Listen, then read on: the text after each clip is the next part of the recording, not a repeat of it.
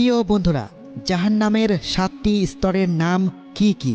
কোন শ্রেণীর লোকেরা কোন কোন স্তরে যাবে? জাহান্নাম শুধু একটা আগুনের গর্ত নয়, এর একাধিক স্তর আছে। আজ আমরা জাহান্নামের 7টি স্তর নিয়ে কথা বলবো।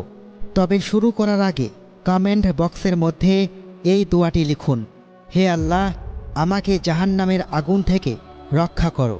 আসসালামু আলাইকুম সম্মানিত দর্শকবৃন্দ। জাহান্নাম প্রথম স্তর। জাহান্নাম শব্দটি সাধারণত পুরো জাহান্নাম বোঝাতে ব্যবহৃত হলেও এটি প্রথম এবং সর্বনিম্ন বা সবচেয়ে কম যন্ত্রণাদায়ক স্তরের নামও। এটা আগুন আর যন্ত্রণার জায়গা। তবে এর একটা উদ্দেশ্য আছে, শাস্তি এবং পরিশুদ্ধি। অনেক পাপী যারা এখানে আছে বা থাকবে তারা চিরকাল এখানে থাকে না। যারা আল্লাহকে বিশ্বাস করত কিন্তু অনেক বেশি পাপ করেছে বা ধর্ম পালনে উদাসীন ছিল, তারা হয়তো এখানে কিছুদিন শাস্তি ভোগ করবে। অবশেষে ক্ষমা পেয়ে তারা জান্নাতে প্রবেশ করতে পারবে। কিন্তু ভুলে যাবেন না, জাহান্নামের সর্বনিম্ন স্তরও কল্পনাতীত যন্ত্রণাদায়ক। কুরআন বর্ণনা করে যে এর আগুন পৃথিবীর কোনো আগুনের মতো নয়। এটি ত্বক, হাড়, এমনকি আত্মাকেও পুড়িয়ে দেয়। আর কারো কারো জন্য এটা কেবল শুরু। লাজা দ্বিতীয় স্তর। জাহান্নাম যদি ভয়ঙ্কর হয়, লাজা তার চেয়েও অনেক বেশি খারাপ। এই নামটি আরবি শব্দ লেলিহান শিখা থেকে এসেছে, আর এটা ঠিক তাই, এক ভয়ঙ্কর তীব্র অগ্নিশিখা। কুরআন বলে, লাজার আগুন চামড়া খসিয়ে ফেলে। যখনই চামড়া পুড়ে যায় তা আবার নতুন করে তৈরি হয়, শুধু আবার পুড়ে যাওয়ার জন্য। এক অনন্তহীন যন্ত্রণার চক্র। কিন্তু আরও ভয়ের বিষয় হলো, লাজার আগুন সাধারণ আগুনের মতো নয়। এটি জীবন্ত, এটি স্থির থাকে না, এটি শিকার করে। বলা হয়, লাজা তার বাসিন্দাদের নাম ধরে ডাকে। সে জানে কে তার প্রাপ্য এবং সে টেনে হিঁচড়ে তাদের ভেতরে নিয়ে আসে। কারা এখানে যায়? লাজা তাদের জন্য সংরক্ষিত যারা আল্লাহকে সরাসরি প্রত্যাখ্যান করেছে, অজ্ঞতার কারণে নয়, বরং অহংকারের কারণে। এমন লোক যারা সত্যকে চিনেছিল কিন্তু অহংকারবশত মুখ ফিরিয়ে নিয়েছিল, যারা তাদের স্রষ্টাকে স্বীকার করার মতো বিনয়ী ছিল না। লাজার আগুন শুধু শরীর পোড়ায় না, এটি তাদের গর্ব, অহংকার আর দাম্ভিকতাকেও পুড়িয়ে দেয়। এটা তাদের ক্ষমতার সমস্ত অহংকারকে চূর্ণ বিচূর্ণ করে দেয়। সাকার তৃতীয় স্তর। এই স্তরে আশা ক্ষীণ হয়ে আসে এবং যন্ত্রণা অনন্তহীন মনে হতে থাকে। এটি চরম আযাবের জায়গা, যেখানে আগুন আত্মাকে ছাড়া আর সব কিছু গ্রাস করে ফেলে। যখন তাদের জিজ্ঞাসা করা হয় কেন তারা এখানে, সাকারের বাসিন্দারা উত্তর দেয়, আমরা সালাত আদায় করতাম না, আমরা গরিবকে অবহেলা করতাম, তাদেরকে খাওয়াতাম না, আমরা পাপে লিপ্ত থাকতাম, আর আমরা সত্যকে অস্বীকার করতাম।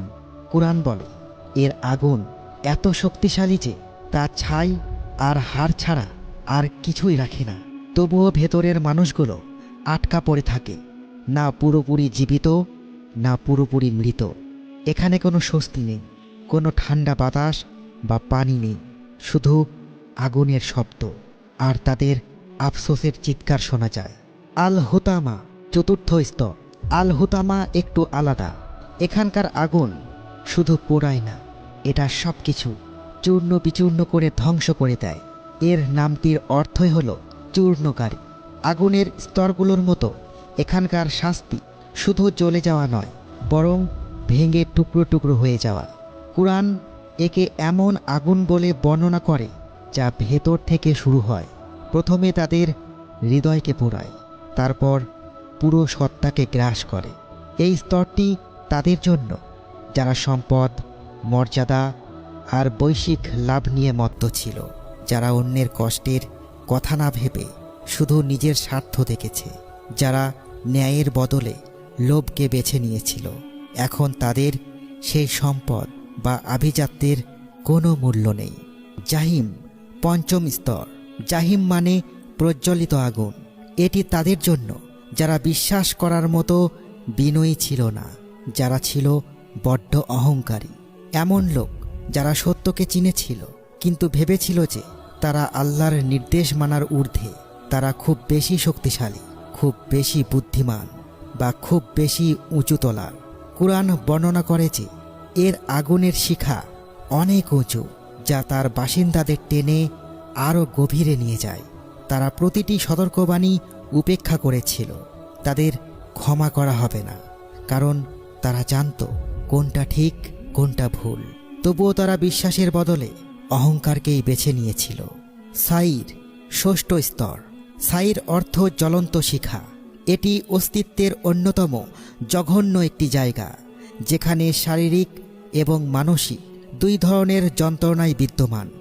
এই স্তরটি সবচেয়ে বড় জালেমদের জন্য সংরক্ষিত, যারা পৃথিবীতে দুর্নীতি, অবিচার আর অশান্তি ছড়িয়েছিল, যারা শুধু নিজেরাই পাপ করেনি, বরং অন্যদেরও সেই পাপের পথে পরিচালিত করেছিল। এখানকার শাস্তি শুধু আগুন নয়, তাদেরকে বারবার তাদের অপরাধগুলো মনে করিয়ে দেওয়া হয়। তারা তাদের কুকর্মগুলো বারবার অনুভব করতে বাধ্য হয়। কুরআন বলে, সাইরের আগুন কখনো নেভে না। এর ধোঁয়া বাতাসকে ভারী করে তোলে, নিঃশ্বাস নেওয়া অসম্ভব হয়ে পড়ে। এখানে দ্বিতীয় কোনো সুযোগ নেই, পালানোর কোনো পথ নেই।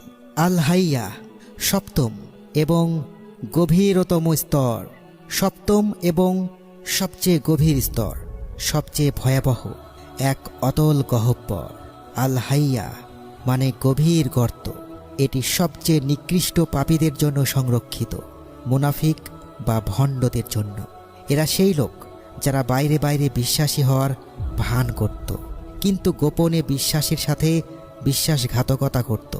তারা তাদের অবস্থানকে ব্যবহার করে মানুষকে ধোঁকা দিত, প্রতারণা করত এবং সত্যের বিরুদ্ধে কাজ করত। এখানকার শাস্তি শুধু আগুন নয়, বরং চিরকাল ধরে পড়তে থাকা। আল হাইয়ার বাসিন্দারা কখনো থিতু হতে পারে না। তারা ক্রমাগত নিচের দিকে পড়তে থাকে, গভীর থেকে গভীরে। ধরার মতো কোনো দেওয়াল বা মাটি নেই, এর কোনো শুরু বা শেষ নেই। শুধু এতটুকু জ্ঞান আছে যে তারা কখনো ক্ষমা পাবে না এবং তাদের এই পতন কখনো থামবে না।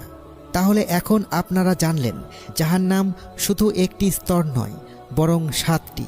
প্রতিটি স্তরই আমাদের মনে করিয়ে দেয় যে এই জীবনে আমাদের পছন্দ এবং কাজকর্ম কতটা গুরুত্বপূর্ণ।